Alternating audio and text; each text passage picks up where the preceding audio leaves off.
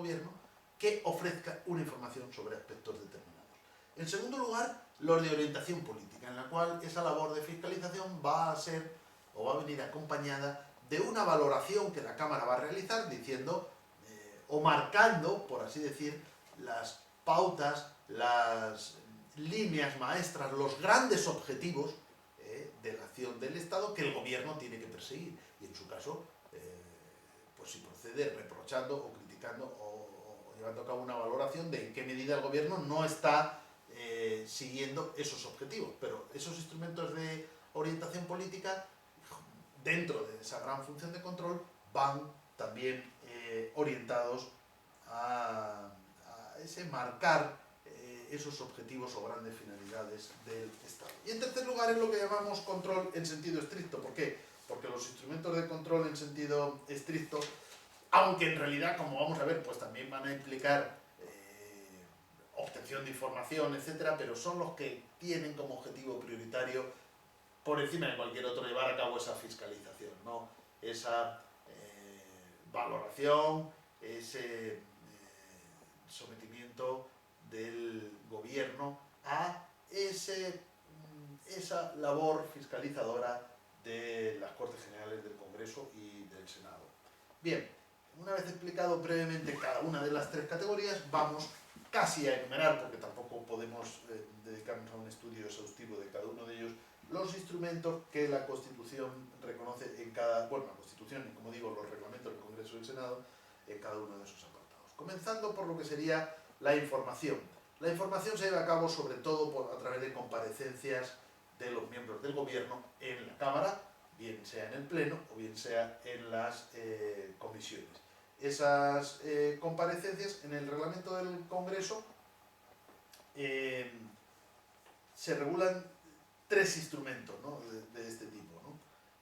Las comunicaciones, las informaciones del gobierno y los programas y planes del gobierno. Las comunicaciones son iniciativa del propio gobierno y conllevan un debate y una votación. Este esquema existe en uno de los debates más conocidos en la Cámara, en el Congreso de los Diputados, y que se realiza habitualmente una vez al año, que es el llamado debate sobre el Estado de la Nación. El debate sobre el Estado de la Nación sigue la forma de una comunicación, lo que pasa es que en este caso esa comunicación inicial del gobierno es global, es decir, no es sobre un tema concreto determinado, sino es sobre la actuación global del propio gobierno, sobre los propósitos, los objetivos, es decir, la política general que está siguiendo el gobierno, y luego viene un debate y una votación que puede, en su caso, pues, implicar la aprobación de determinadas resoluciones. En segundo lugar, informaciones del gobierno.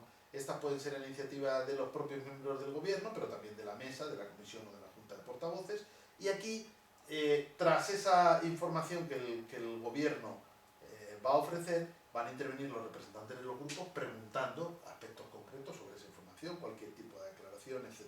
Y no conllevan una votación, simplemente es la información y las posibles preguntas que se puedan plantear. Y los programas y planes del gobierno también se parecen a las comunicaciones a las que nos hemos referido antes, pero pueden conllevar la creación de una comisión y en su caso una ponencia para estudiar. Es decir, esto es más amplio, ya no es una comunicación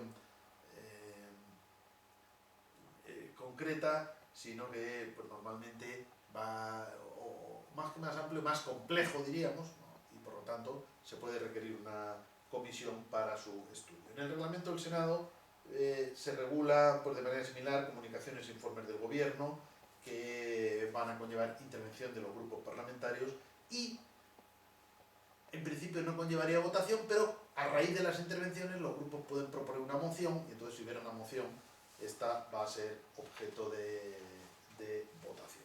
Bien, esos serían los instrumentos de información, ¿no? O los instrumentos de control en sentido amplio en los que prevalece la información. En segundo lugar, estarían instrumentos de control en sentido amplio en los que prevalece la orientación política. La orientación política está, ya hemos hablado en varias ocasiones, es otra de las funciones del Estado que van a compartir el gobierno en las Cortes Generales, y en este caso las Cortes le van a marcar al gobierno cuál puede ser esa orientación. A veces se utiliza la terminología italiana porque son los que más han teorizado sobre esta función, que sería indirizzo político, ¿no?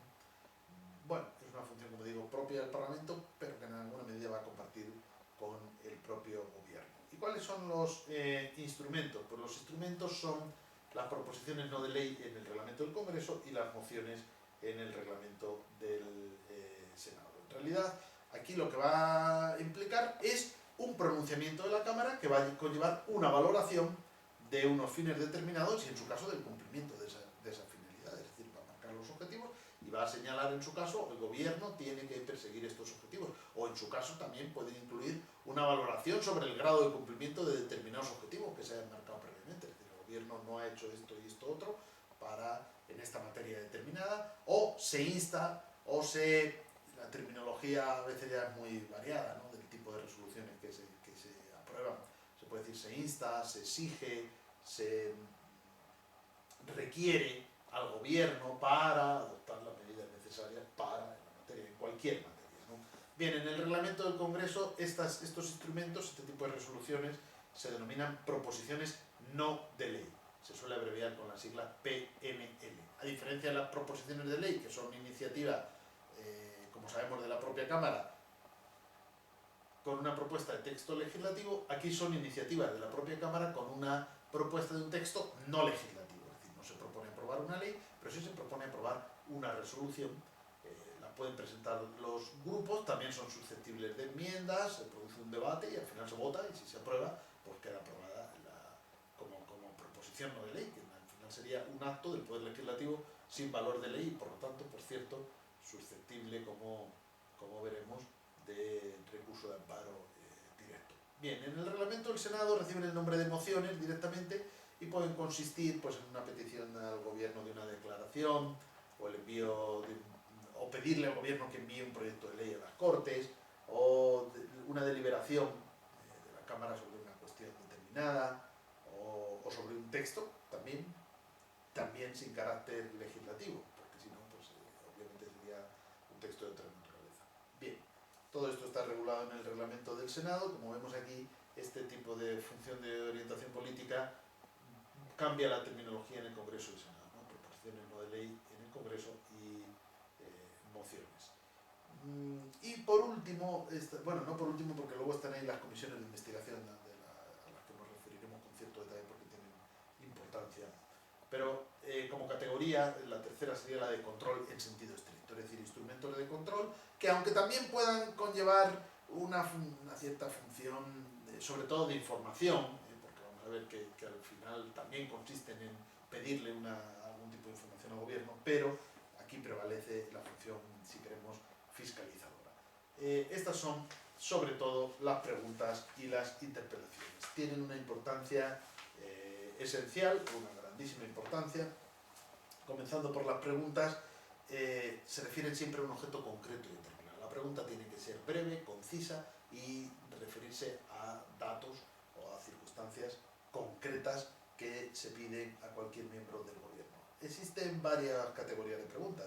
Tenemos preguntas con respuesta escrita y tenemos preguntas con respuesta oral. Las preguntas con respuesta oral puede ser respuesta oral en comisión o respuesta oral en pleno.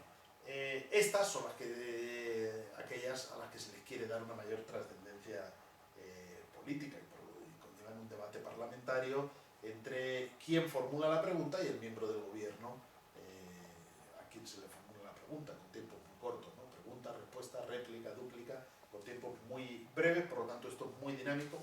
Son sesiones muy interesantes de ver, tanto en el Congreso como en el Senado. Y las preguntas las hacen los diputados o senadores a título individual. Tienen que pasar un filtro previo por la mesa de la Cámara. La mesa de la Cámara va a comprobar que cumple determinados requisitos que están tanto en el reglamento del Congreso como en el reglamento del Senado, y si los cumplen, pues la pregunta se transmite al miembro del gobierno al que vaya dirigida y este lo tiene que preguntar, o sea, que contestar. Ha habido, porque el problema tradicional de las preguntas era el de la actualidad, es decir, la pregunta obviamente no compite con los medios de comunicación, por ejemplo, a la hora de llevar a cabo un control o una solicitud de información o aclaraciones sobre temas recientes, inmediatos, ¿no? Sobre temas de actualidad, pero por lo menos no puede quedar tampoco tan sumamente retrasada que en la propia tramitación pase tanto tiempo que cuando el gobierno responda el tema ha perdido a lo mejor interés o actualidad o ya se han producido otra serie de informaciones. Entonces algunas reformas han ido haciendo, y también la propia práctica, ha sido reducir el plazo entre la presentación y la inclusión de la pregunta en el orden del día en el que se va a contestar. Se han incorporado también un tiempo de preguntas en cada pleno. Ahora, por ejemplo, en el Congreso, o sea, en cada semana una sesión monográfica para las preguntas. En el Congreso suele ser ahora el miércoles, ¿no?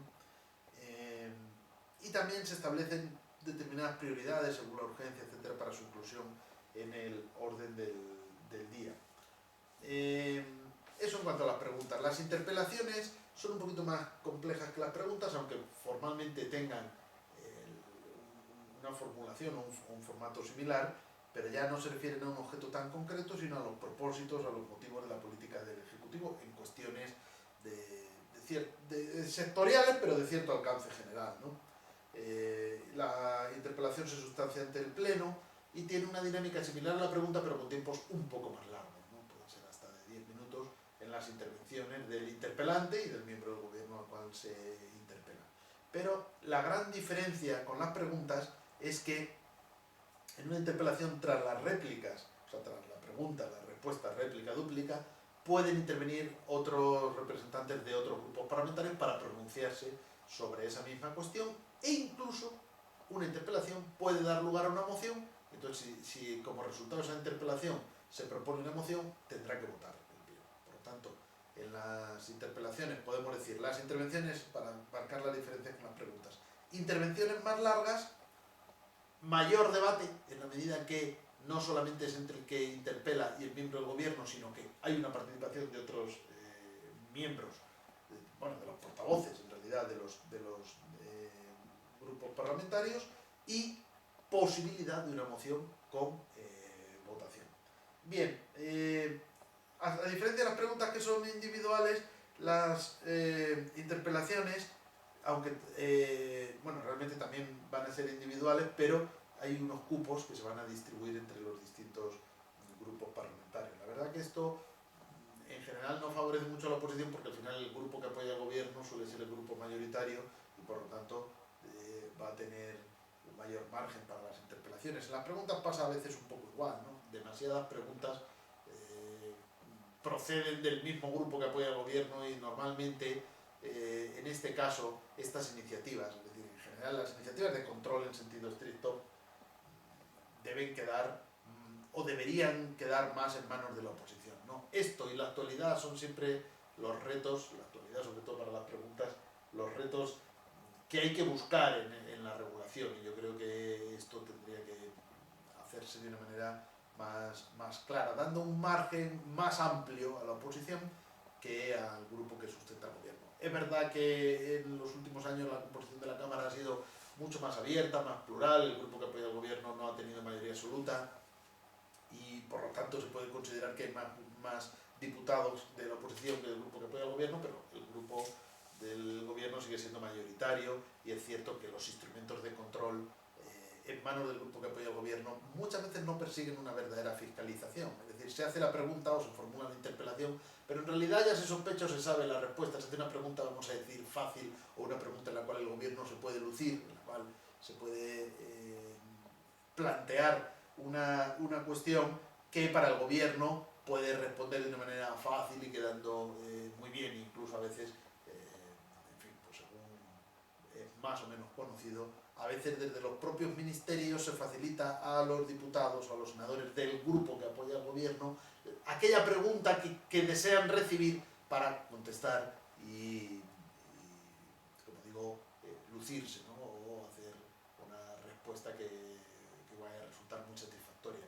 No digo, evidentemente, que los diputados del grupo que apoya al gobierno no deban tener la posibilidad de plantear preguntas o de formular interpelaciones, ni mucho menos, pero verdaderamente hay que ver qué tipo de regulación debe hacerse para que esto, ya se han hecho algunas reformas, pero en fin, para que esto verdaderamente esté en manos de la oposición. Y lo mismo cabe frente al último instrumento que hemos señalado aquí, que le vamos a dar autonomía y por lo tanto le sacamos de estas tres categorías, porque aunque en realidad es un instrumento también de control, pero tiene elementos de información, por supuesto, y también se aproxima ya en alguna medida a lo que veremos en la próxima lección de la responsabilidad política, aunque no es propiamente un instrumento de responsabilidad política, pero tiene ya elementos en común. Son las llamadas comisiones de investigación. Se trata de comisiones no permanentes, ya estudiamos en la organización de la Cámara la existencia de comisiones permanentes, no permanentes, etcétera. En este caso son no permanentes y que tienen un objetivo concreto, que es investigar sobre algún asunto que tenga interés público. Se han creado varias y tienen una importancia fundamental. A veces coinciden en su objeto por la relevancia del tema, imaginemos en casos de escándalos de corrupción, etcétera, etcétera, donde a veces se han creado comisiones parlamentarias que digo que coinciden con el objeto de investigaciones judiciales. Aquí es muy importante destacar las posibilidades de una comisión de investigación frente a lo que sería la actuación judicial. La actuación judicial va encaminada a determinar responsabilidades penales, o en su caso si fueran, pero siempre por comisión de actos ilegales, es decir, va a determinar cuáles son las ilegalidades que se han cometido. En cambio, una comisión de investigación se va a centrar en posibles responsabilidades políticas, ¿no? Por lo tanto, sobre los mismos hechos, las conclusiones sobre responsabilidades políticas pueden ser diferentes a las de responsabilidades penales. Es cierto que se ha ido asentando la idea de que toda o casi toda responsabilidad penal va a implicar otra serie de consecuencias políticas.